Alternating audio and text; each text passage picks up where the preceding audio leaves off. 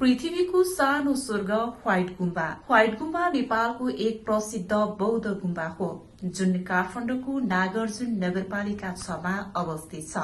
2072 सालको विनाशकारी भूकम्पपछि व्हाइट गुम्बा कुनै अवसर पारेर मात्रै सर्वसाधारणको लागि खुल्ने गरेको छ। अहिले जेठ 3 गतेदेखि गुम्बा खुलेको छ भने बौद्ध मार्गीहरूको चाप उत्तिकै बढेको छ।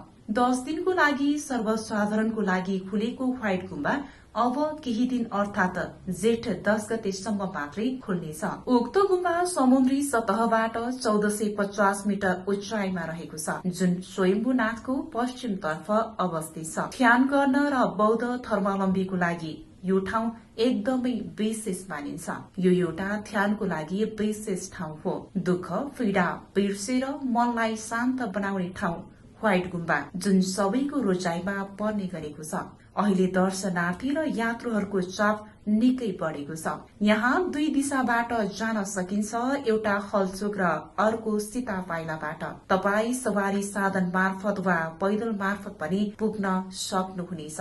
यहाँ पुग्न सवारी साधनबाट करिब 20 मिनट लाग्छ भने पैदल मार्फत 1 घण्टामा पुग्न सकिन्छ।